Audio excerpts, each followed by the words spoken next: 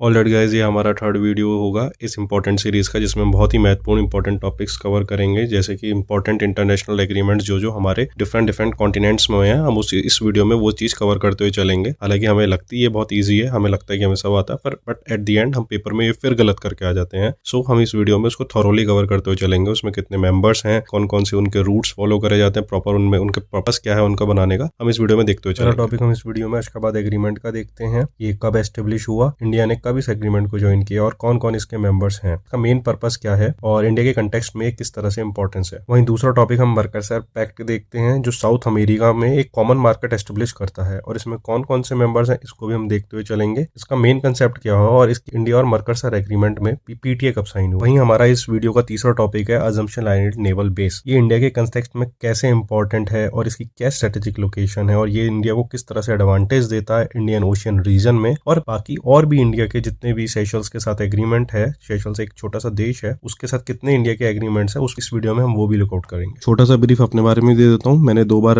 Net JRF का exam clear करा, 3 बार news जिसमें कि मेरा नेट हो रखा है। यूसेट मैंने क्लियर करे और काफी जितने भी पॉलिटिकल साइंस के PGT level, GIC level lecturers और असिस्टेंट प्रोफेसर्स के जो भी नियरेस्ट स्टेट में मेरे एग्जाम्स होते हैं, मैंने उनको भी क्रैक कर रखा है। तो आप इन वीडियोस को एज अ रिवीजन के तौर पे देखना, चाहे आप कहीं पर भी तैयारी कर रहे हो, ये आपका एक तरह से बैकग्राउंड थोड़ा सा तैयार कर पाएगी वीडियो। नेट जेआरएफ बिल्कुल निकाल सकता है 6 महीने की डेडिकेशन में, बिल्कुल सटीक तैयारी से। मैंने खुद 2 बार निकाल रखा है नेट जेआरएफ। पहली बार में मैंने 206 नंबर स्कोर किए थे, देन सेकंड बार में मैंने 232 और इवन इस बार मैंने यूसेट में 238 नंबर भी स्कोर करे हैं। तो आप ऐसा नहीं है कि नेट जेआरएफ नहीं निकाल सकता, आप चाहे तो 3 महीने भी निकाल सकते हैं, बट उसके लिए आपको सटीक तैयारी करनी पड़ेगी। इन वीडियोस को 2 से 3 बार लगाइए, उसके बाद खुद भी अपना थॉरोली उस पर गूगल रिसर्च करिए। जितना ज्यादा आपके पास फैक्ट्स होंगे उतना ईजी आपके पास होगा कि आप वहां पर मैच कर सकेंगे अपने प्रॉपर आंसर्स को। पहला है अशकाबाद एग्रीमेंट, जो कि एक मल्टी मॉडल ट्रांसपोर्ट एग्रीमेंट है। किन किन देशों के बीच में? Kazakhstan, Uzbekistan, Turkmenistan, Iran, India, Pakistan and Oman. एक तरह का international transport and transit corridor. Transit मतलब आपके उसमें गुड्स की भी सप्लाई होती है।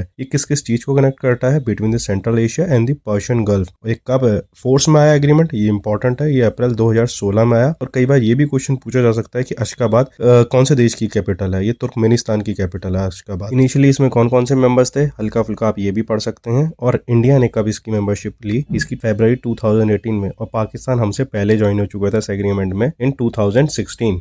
वहीं कतर को हम देखें तो कतर ने 2013 में ही इससे विड्रॉल कर लिया था इस एग्रीमेंट से, और उसमें बाकी के अब अपेरेंटली इसमें 8 मेंबर्स हैं इस एग्रीमेंट में। आपको ये इंपॉर्टेंट याद रखना। वहीं इस एग्रीमेंट से हमें एक और टर्म का पता चलता है, international north south transport corridor. ये सन 2000 में एक्टिव हुआ था by the 3 important members, Iran, Russia and India. आज की डेट में इसमें काफी मेंबर्स हैं। एक तरह का उसमें सिंक्रोनाइज हैं दोनों के दोनों, international north south transport corridor and Ashgabat agreement. ये दोनों ही एग्रीमेंट इंडिया के लिए काफी महत्वपूर्ण है to transport goods to the central Asia and the Europe. इन रूट्स के तहत इंडिया और रशिया की साझेदारी भी बढ़ती है और उनके दोनों का बायलैटरल ट्रेड में भी इजाफा होता है। इनकी लेंथ आपको याद नहीं करनी, इनका ईयर ऑफ एस्टेब्लिशमेंट आपको याद रखना चाहिए। इसमें कौन कौन से मेंबर्स हैं और इनका मेन पर्पस क्या है और ये कौन कौन से एरिया या कॉन्टिनेंट्स को कनेक्ट करते हैं। आपको ये 2-3 चीजें इसमें मेन याद रखनी है इन टॉपिक्स में। ये अशकाबाद एग्रीमेंट का मैप है। इसमें आप देख सकते हैं कौन कौन से देश हैं, कौन कौन से रूट्स फॉलो करे जा रहे हैं, जिसमें वाया ट्रेन भी रूट्स है, शिप रूट भी है एंड रोड भी है। वहीं दूसरी तरफ आपका इंटरनेशनल नॉर्थ साउथ कॉरिडोर का भी चार्ट है, आप इसको भी देख सकते हैं। और दोनों को अपने माइंड में एक तरह से बसा लें कि कौन कौन से देश इसमें आते हैं, क्या क्या कौन से आपका नेबरिंग स्टेट है इंडिया का, उसके बाद देन कौन सा स्टेट आता है। ये वाले क्वेश्चंस भी आपसे पूछे जाते हैं कई बार एग्जाम्स में। हमारा टॉपिक है मर्कसर एग्रीमेंट। इसको मेनली किस नाम से भी जाना जाता है? सदर्न कॉमन मार्केट के नाम से। किस कॉन्टिनेंट में है ये? साउथ अमेरिका कॉन्टिनेंट में है। और इसको किस ट्रीटी के तहत एस्टेब्लिश हुआ था? एसेंशियन ट्रीटी के तहत एस्टेब्लिश हुआ था। कब हुआ था? 1991 में। एसेंशियन किसकी कैपिटल है? एसेंशियन पैराग्वे की कैपिटल है। आपको ये सारी चीजें इसमें इंपॉर्टेंट याद रखनी है। और एक प्रोटोकॉल भी देख लीजिएगा, प्रोटोकॉल ऑफ यूरोप पेरेटो। इसके फुल मेंबर्स की हम बात करें तो Argentina, Brazil, Paraguay and Uruguay.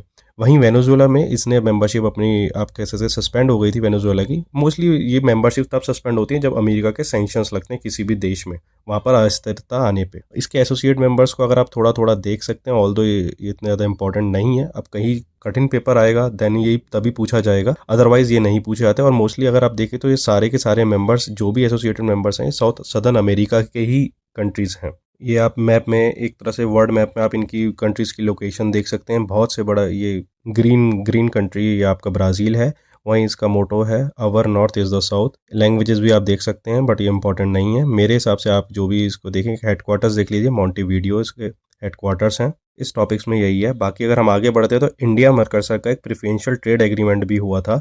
कब हुआ था? मार्च 2005 में दी यूपीए गवर्नमेंट। और ये कब से ऑपरेशनलाइज हो चुका है? जून 2009 से ये ऑपरेशनलाइज हो चुका था। इसमें कुछ कुछ प्रेफरेंशियल ट्रेड एग्रीमेंट्स एक तरह से ये होता है कि जिसमें कुछ कुछ प्रोडक्ट्स पे आपको प्रेफरेंस दी जाती है, उसमें टैरिफ कम कर दिए जाते हैं। ये उसके इंपॉर्टेंट फीचर्स थे जिसमें कि डिस्प्यूट सेटलमेंट कैसे होगा, रूल्स ऑफ ओरिजिन कैसे होंगे। आपको ये नहीं याद रखना, आपको सिर्फ ये याद रखना है कि पीटीए साइन हो रखा है इंडिया और मरकज़र का। कब हुआ था? 2005 में हुआ था। That's it.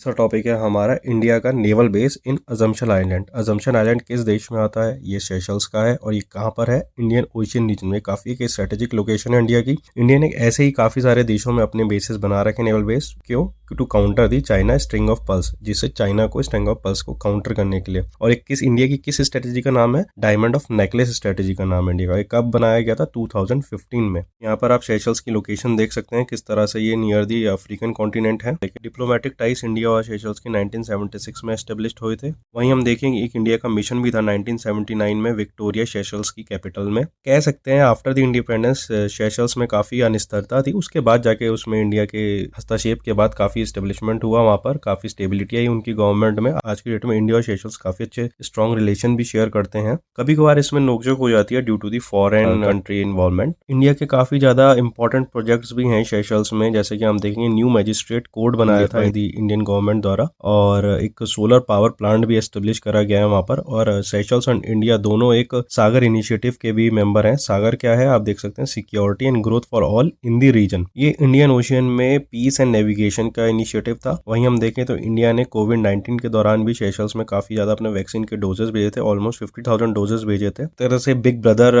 फ्रेंडशिप हैंड आप कह सकते हैं इसको, कि एक बड़े भाई की तरह इंडिया ने यहाँ पर अपना रोल निभाया था। इंडिया एक तरह से यहाँ पर नेट सिक्योरिटी प्रोवाइडर का रोल अदा करता है। ब्लू इकोनॉमी पे काफी ज्यादा इंडिया अपनी फोकस रखता है। वहीं हम देखो इंडिया अपने नेबरहुड की मैरीटाइम सिक्योरिटी की भी कैपेबिलिटीज को स्ट्रेंथन करने में भी काफी अपना एफर्ट्स डालता है इंडिया अपने। टोटल 3 टॉपिक्स में आज हमने कम से कम 15 फैक्ट्स तो कवर कर ही होंगे। बाकी के 5 से 10 फैक्ट्स आप खुद भी अपनी तरफ से इनिशिएटिव लीजिए और कवर करिए, जिससे कि कोई भी इसमें से टॉपिक आए तो आपसे कोई किसी भी एग्जाम्स में छूटे ना। इस वीडियो में आज के हमने ये 3 टॉपिक कवर कर रखे हैं। इसी वीडियो का एक पार्ट बी भी आएगा जिसमें बाकी के 3 टॉपिक हम अच्छे से कवर करेंगे। Again, thank you so much for viewing this video and please hit the subscribe button, comment, share whatever you want. Thank you so much। और आगे भी इस तरह की सीरीज चलती रहेंगी। That's all for this. That's all for today. Thank you so much.